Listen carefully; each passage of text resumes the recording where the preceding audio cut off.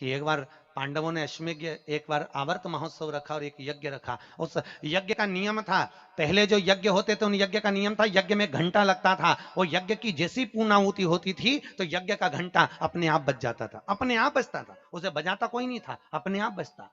आज यज्ञ का घंटा नहीं बजा तो युधिष्ठिर ने पंडितों से पूछा, ब्राह्मणों आपने यज्ञ करवाया पर ये यज्ञ का घंटा नहीं बजा। ब्राह्मणों ने कहा हमने तो यज्ञ अच्छा करवाया पर घंटा क्यों नहीं बजा, समझ में नहीं आया। तब इतने में ब्राह्मणों में से एक ब्राह्मण यज्ञाचार्य ने कहा, मुझे लगता है यज्ञ दो तरह का होता है, एक यज्ञ जो अग्नि में सांकल्य दी जाती है तो अग्नि देवता प्रसन्न होते हैं, और दूसरा यज्ञ वो कि भंडारा किया जाए और लोगों के मुंह में भोजन दिया जाए, वो यज्ञ भी प्रबल होता है। महाराज हमको लगता है यहां दोनों यज्ञ हुए, एक यज्ञ आहुतियों का, एक यज्ञ भंडारे का। मुझे लगता है भंडारे में कोई भूखा रह गया है, कोई भूखा है। अब वो भूखे व्यक्ति को ढूंढो। पांडव गए और पांडव जाकर जरा पता करो कि भूखा कौन है अपने नगर में, यज्ञ का घंटा बजेगा। जाकर देखा तो एक कुटिया में एक संत बैठे हुए थे। बाबा आपने भोजन किया है? नहीं। आपने भोजन नहीं किया? नहीं। क्यों नहीं किया? मैं काय को भोजन करूं, भंडारा हो रहा, चलो भोजन करो। नहीं नहीं मैं नहीं करता। भंडारे में भोजन नहीं करोगे? नहीं। क्यों नहीं करोगे?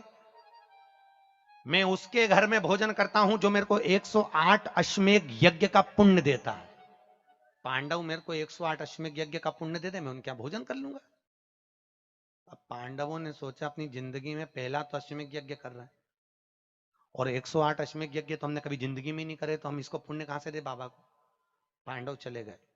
द्रौपदी ने पूछा कोई मिला? हाँ एक संत मिला है पर 108 अश्वमेध यज्ञ का पुण्य मांग रहा है। द्रौपदी ने कहा चलो मैं लेके आती हूँ उस बाबा को। द्रौपदी गई, रथ लाया गया। द्रौपदी ने कहा रथ में बैठकर नहीं जाऊंगी, पैदल जाऊंगी। चप्पल लाई, द्रौपदी ने कहा नग्न पैर से जाऊंगी। नंगे पैर द्रौपदी उस संत के दरवाजे पर पहुंच गई।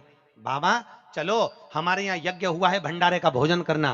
बाबा कहते हैं द्रौपदी तुझे मालूम नहीं, मुझे 108 अश्वमेध यज्ञ का पुण्य दे दे, मैं तेरे यहाँ भोजन कर लूंगा। द्रौपदी ने कहा लो बाबा संकल्प छोड़ती हूँ और 108 अश्वमेध यज्ञ का पुण्य तुमको देती हूँ।